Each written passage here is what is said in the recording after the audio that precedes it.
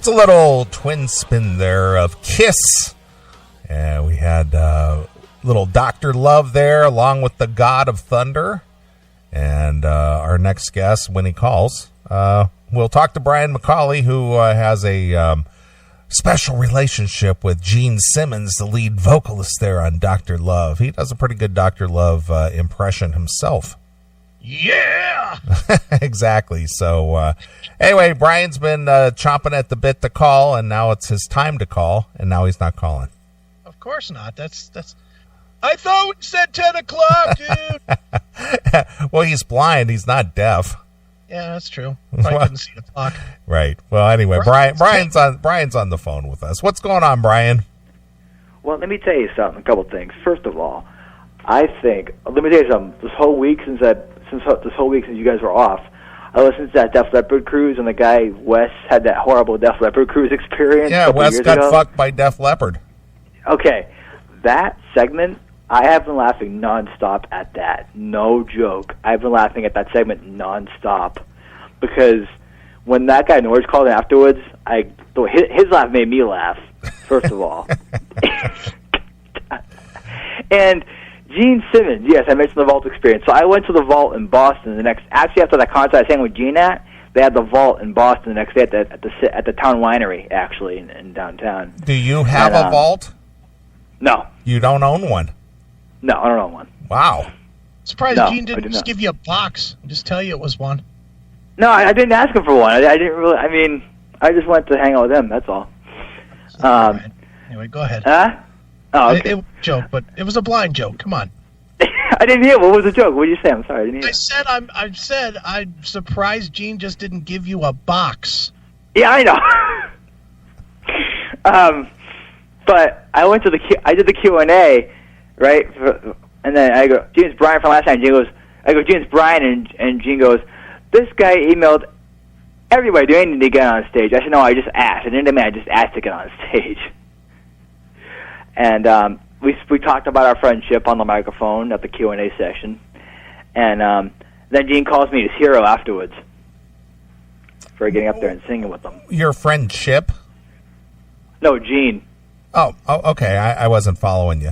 I don't remember. I didn't remember if we established this last time you were on the phone there, Brian, but how did you get into Kiss to begin with? We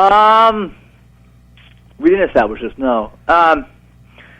Kind of, I don't, well, because I had met Gene, my dad listened to a lot of rock music, so I kind of got into Kiss, you know. So you found out about Kiss through your dad. He listened to a lot of Kiss records?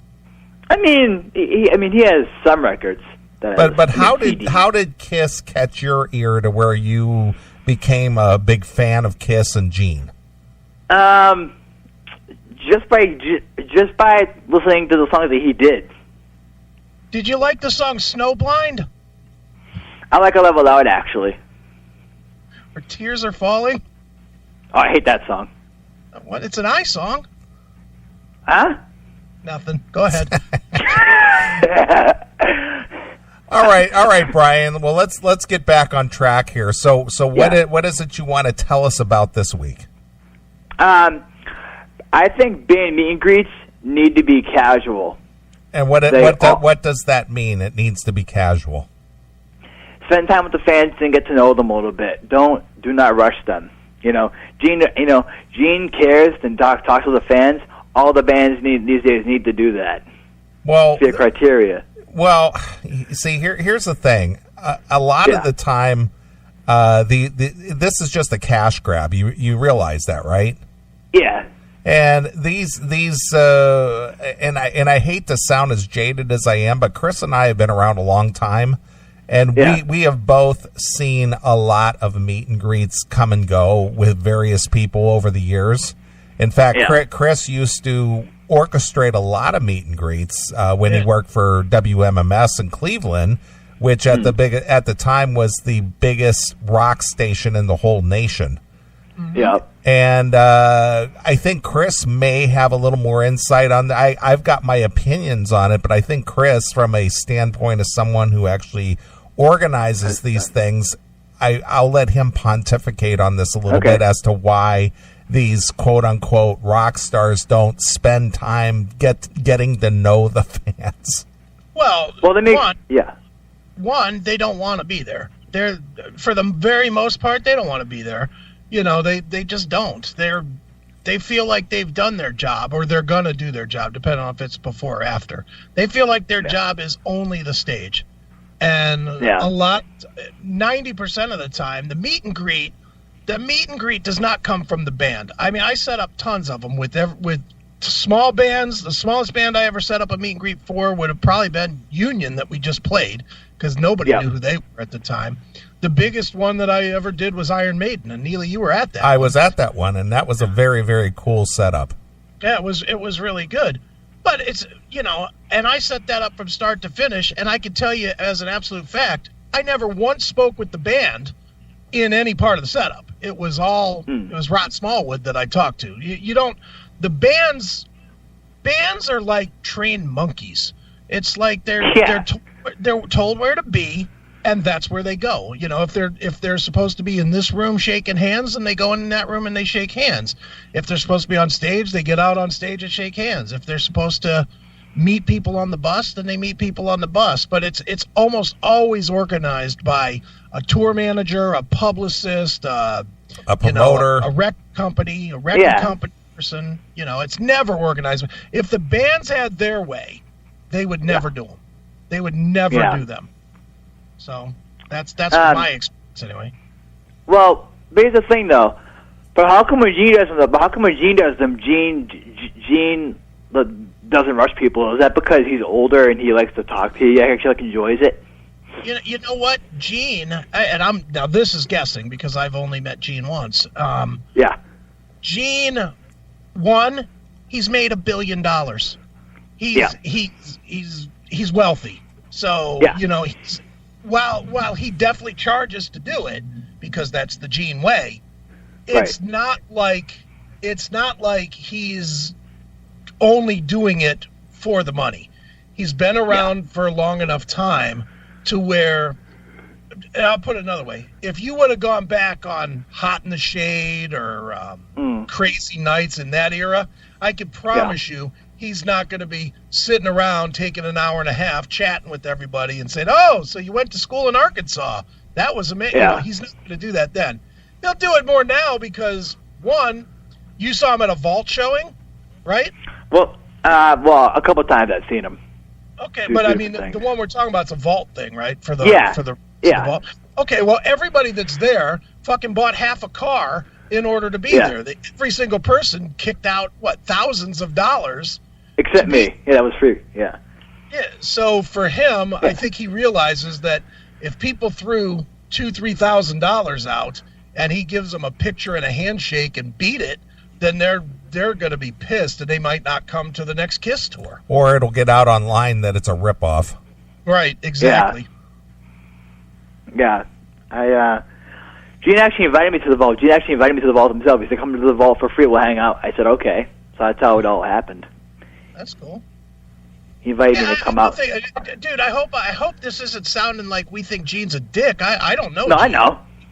I think some of the business things he does are a little bit dicky, but, you know, I've said it before on the show a million times. If there's one thing that you can guarantee with Kiss, even though I think a lot of their stuff that they put out is bullshit garbage, it's always a pro product. No matter what it is, whether it's the 15th greatest hits record that they put out, or whether it's a DVD, or whether it's a meet and greet, or whatever it is, they always do it at the highest level. Nobody ever walks away from anything Kiss and is like, oh man, they really fucked me for my money. I've never heard anybody say that. And also, I have an issue also that's been going on that I want to address. Okay, please do. Bring it to the table, Brian. Okay. The current Foreigner band is a hack. I cannot stand the current Foreigner band that's on tour. I think they are a hack tribute band. Their lead singer is a Lou Gramm copier. Well, of course. I mean, he's not Lou Gramm. Of course. So anybody who's not Lou Gramm is going to be a replacement or a copy or a clone. Yeah, and I think that's a little mean for the public because they're saying, "Oh, we're Foreigner," But you're not Foreigner. You're just a copy band. You're not the real band. You're not Mick Jones. Well, here's the thing, Brian. See, and we've talked about this on the show. Actually, we had a very in-depth discussion about when does a band no longer a band. And I did a video. I was asked to be a part of a video that actually came out this year called "Band versus Brand," and a lot of.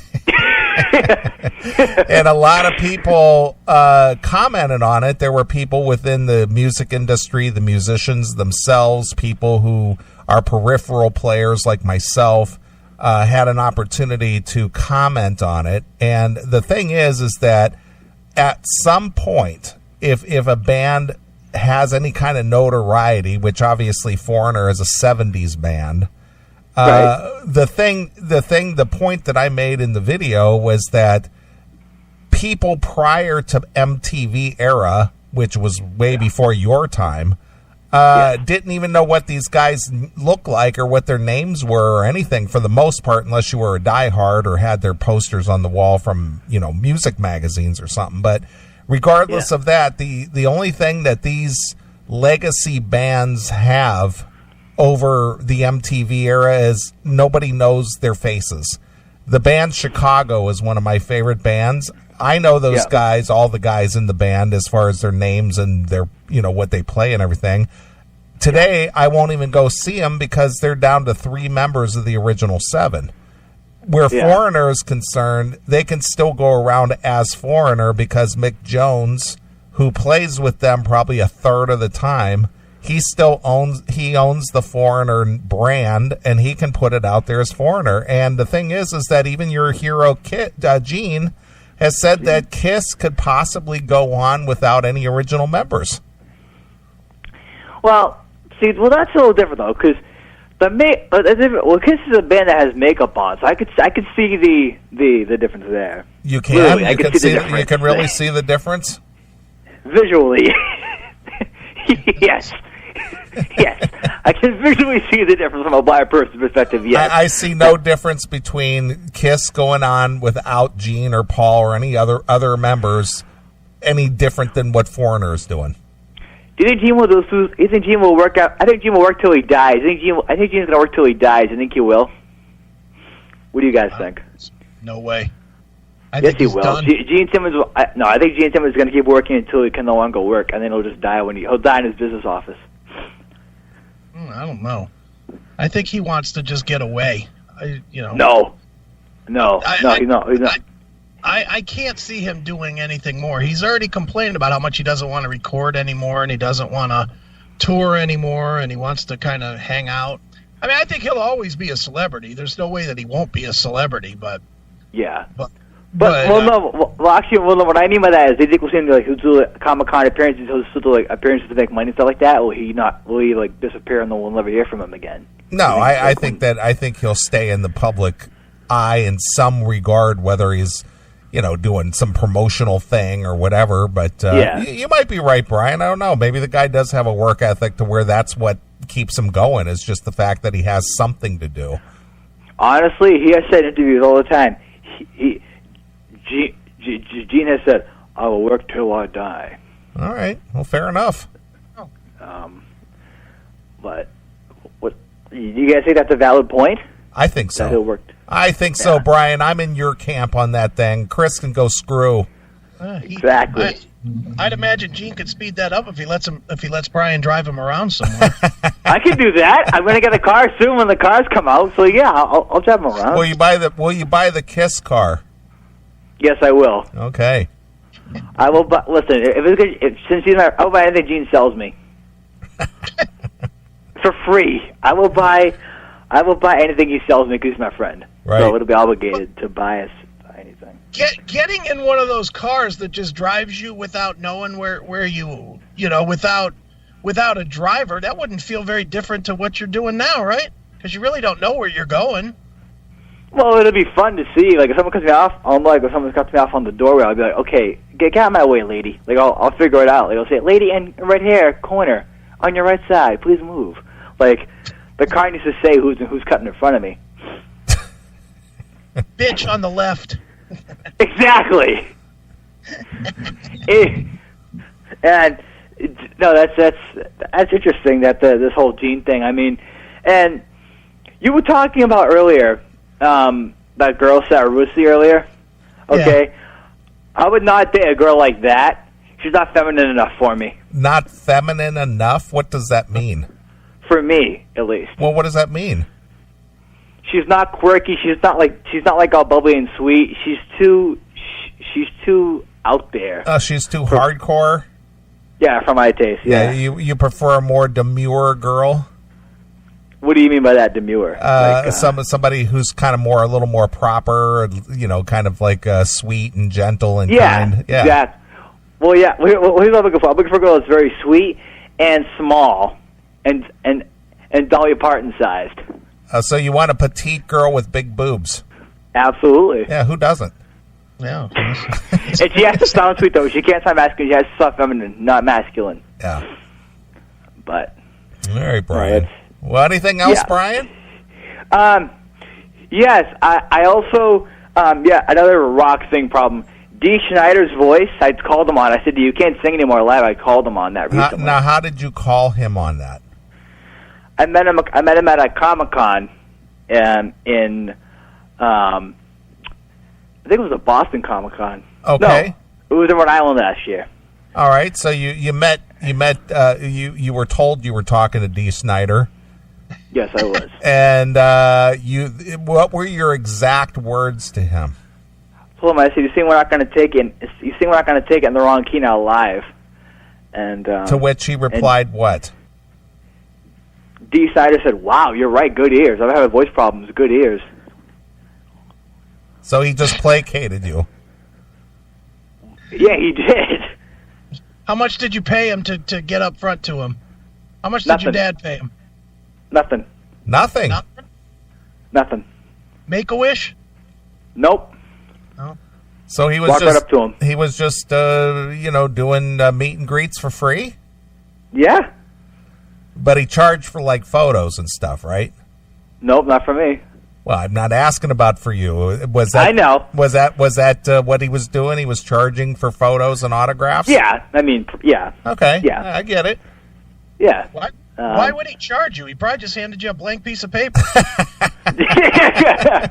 No, but I told him, I told him we're not gonna take you. You're singing it, instead of singing it in E or E flat, you're singing it in D now, which is one step down. So do you have a music degree, or are you trained in music at all, Brian? I have perfect pitch, actually. Well, I'm not asking that. Are you trained in that? How do you know what a D is, or what an E is, or if it's flat, or if it's a sharp? It's my hearing. I know, but how do you know what to call it? I mean, I love music just as much as anybody else, but I couldn't tell you how it's scored or charted, or whether it's an A minor or D flat or anything like that. Yeah. I mean, I took chorus when I was in school at Perkins. I took a lot of chorus and stuff. Okay. I was a bass when I sang in chorus. So, again, I'm going to ask the question. Do you have any kind of training in music, and how do you know if he sings it in the key of D or key of A or anything like that? How do you know that? No training in music. I looked at videos of him singing it live on YouTube. The one thing he can't hear is C sharp. Yes, I can. Yes, I can.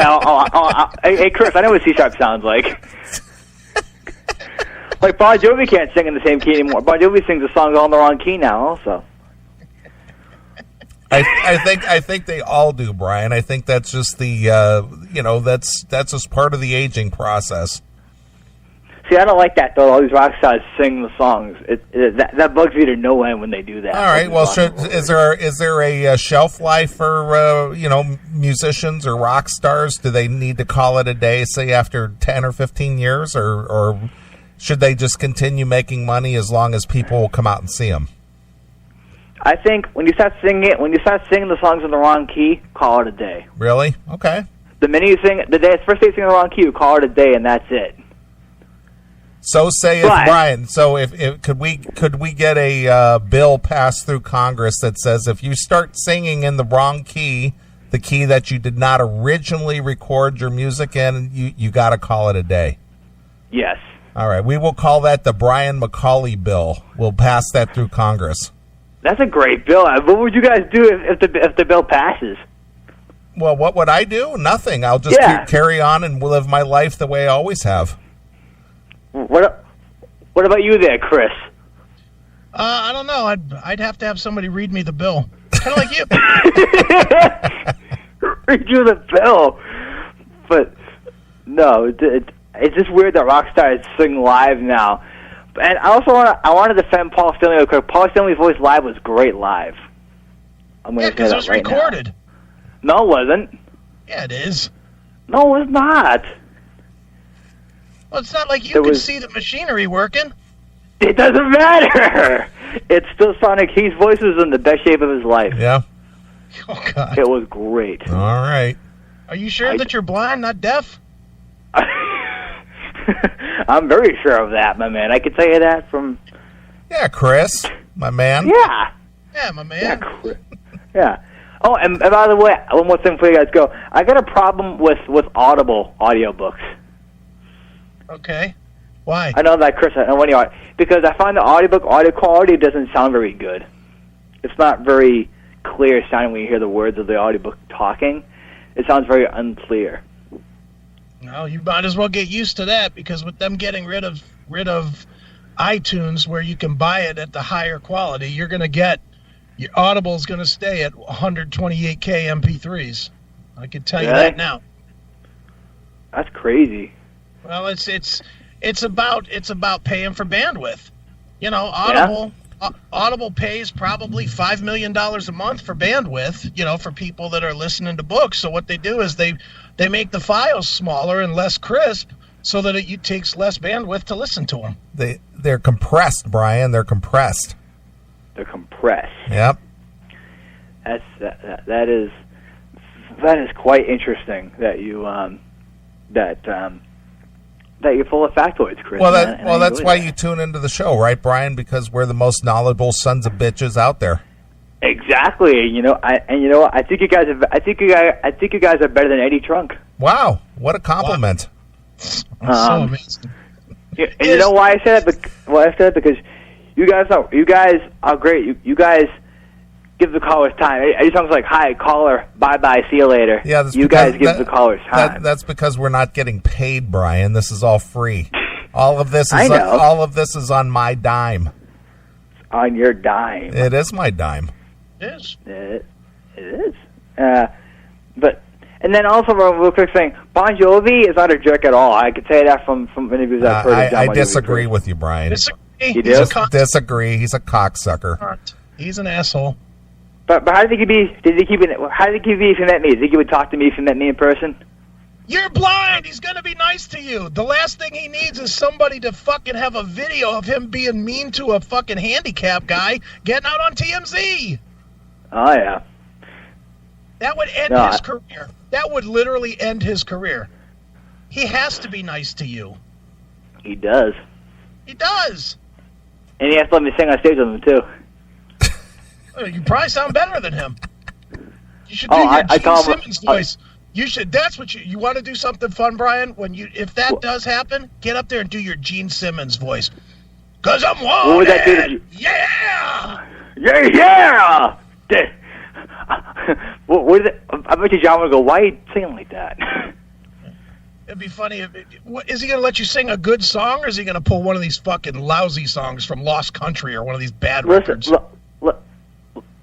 Listen, I want to sing Dead or Alive. That's what I want to sing.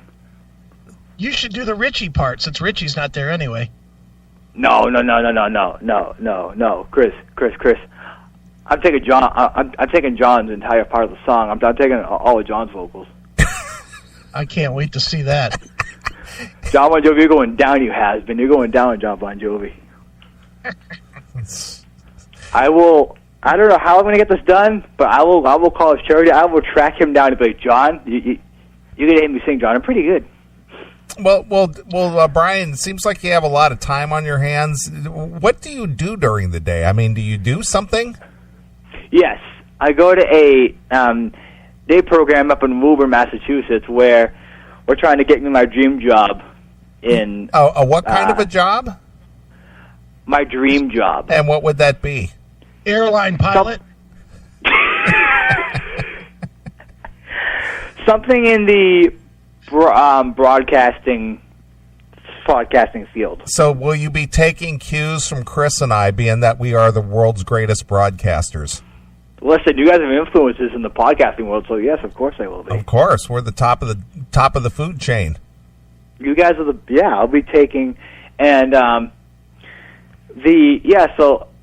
program, I go to a program called Shore Collaborative up in Woburn, Massachusetts, Shore Collaborative, and we're going to get my day job at some point. The goal is for me to get a full-time dream job of some sorts. Well, a full-time dream job? Yes. Is there any money in podcasting or broadcasting? Podcasting is the way to go now. It's growing. Well, we do it, but we haven't seen any residuals from that. I'm sure there's like internships and stuff. You can do radio stations and all that cool stuff. There's potential in that field. Okay. Well, I guess if you want to live under a bridge, I guess there would be plenty of potential. Oh, listen, like I said before, nothing's impossible. Oh, yeah? Anything's possible. I'll bet you playing a game of Twister and not getting your feet on the wrong fucking color would be pretty tough. I think it'd be hilarious, though. See, everything, I would laugh at myself anyway, so I wouldn't really care if I did. I could care less if I got my foot stuck on my thing. But, no, I want to, get a broadcasting job, and broadcaster by day, rock singer by nighttime. Rock singer? All right. Will you be what would the name of your band be? The Blind Boys? No, it's already taken, actually. No, that's already taken. Yeah, I know. That was a joke. Go ahead. Would you cover a Thomas Dolby song? No, I would only do some Kiss, maybe a couple 400 songs, and also some Nickelback, actually, also, who I love also. Really? Would you cover a Corey Hart song, I Wear My Sunglasses at Night and Day? His voice is too high, so no. The range of, yes. I can only set my voice so high. Right. And I also, at some point, some year and some time, would like to attend a Kiss cruise. Why don't you just get in a bathtub and feel the same? What difference? Would you Kiss bathtub and a boombox and you're on the Kiss cruise, aren't you? Yeah, blow up a raft and float around in the backyard pool and have some Kiss playing on a boombox. That's not the same, though. Yeah, look at me. I'm on a Kiss cruise. It's not the same, though. It's not the same feeling. No. I'd like to sing on a cruise at some point. Say, Gene, would you mind if I sang on the cruise at some point some year? It'll make it look really good like I did before. Well, let me ask you something, Brian. How old are you again, Brian? 23. Okay. Do you drink alcohol? No, but I've been asked to, but I don't. I've been asked a lot by people if I want to. It doesn't matter if you do or not. I was just asking the question. Yeah, I know. No, have you ever drank alcohol? I had wine one time. And did it make you feel loopy? Made me feel quite relaxed, actually. Yeah? Yeah. Okay. I felt quite relaxed. Well, I know Gene is not a drinker or a drugger, so... I don't care. Yeah, that's fine. No, I respect that. Mm-hmm. Sure. But no, I wrote down a set list of songs that I could do if the opportunity ever came about to sing. So are you strictly a singer, or do you have any kind of other talent as far as playing an instrument is concerned? I'm just a singer. Okay. Singer and also a /comedian. I also do impressions also. All right. Look at Brian. He's multi-talented, Chris. He's a singer. He's a broadcaster. He's a comedian. He's a fan of the classic metal show. What else? What else can we do with this guy? I don't know. What else can you do? Whatever you want. What do you mean what else can you do with this guy? Whatever you want. I mean, I do impressions. I actually had a radio show at my school for 5 years also. I actually had 2 shows on my school. You know what they were called? The first one was called Sports Attack with BMAC. That was for 2 years. Then I had one called Talking Smack with BMAC. And what did that consist of? It was playing music and talk and taking callers and stuff. Kind of like the classic metal show. It is, but this show I'm on right now, your show is better than my show. Yeah, of course it is. We're the top of the food chain. I told you that before. Well, Brian, before I let you go here, Yes. What was I going to ask you? I had a question here. Now it just slipped my mind. This is what happens when you get old. But anyway, anything else you want to tell the fans? Because we're going to move along here. Yeah. Listen, I know we talk about this all the time a lot, but I really think that Vinnie Vincent needs to keep his. Vinnie Vincent needs to make up his act. He needs to do something. I think Vinnie Vincent needs to go back wherever it is he's been for the last 20-some years. If I met him, I'd go up to him and say, "Hi, Vinnie Vincent. How are you?" I'd probably just to see what kind of reaction I get out of him. Because if he sounds like that, he talks like that. Yeah, well, because he's in transition, Brian. Can't be that bad. That doesn't mean anything to Brian. No, I don't care. Can't even tell. All right, Who Brian. would know? All right, Brian. All right. Let's. I think your manager's calling, so let's wrap this up. Do you have any last words on this broadcast? And would you like us to play a song for you? Yeah, I have a couple more. Yeah, a few quick words. When you post this on Monday at 2 a.m., yes, whenever you post this on up, can you please name this segment B-Mac Returns? Boy, I tell you what, you got a lot of demands for somebody who's just a guest. Yeah. Now I know what not to call it.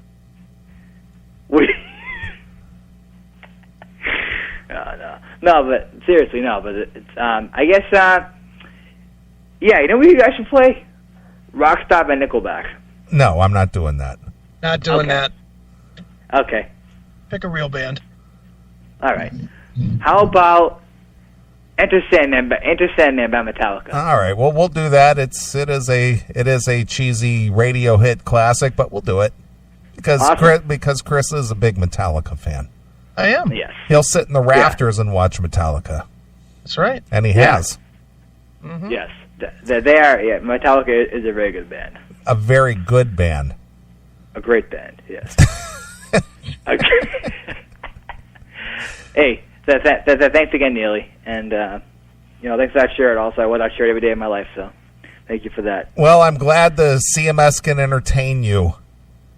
Always does. Always does. All right, Brian. Well, we will talk to you again another day.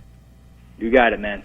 All right. Well, here it is. This is for our good friend Brian, and this, of course, is Metallica, Enter Sandman, exclusively here. What, Brian? On the classic Metal Show. Oh, yeah!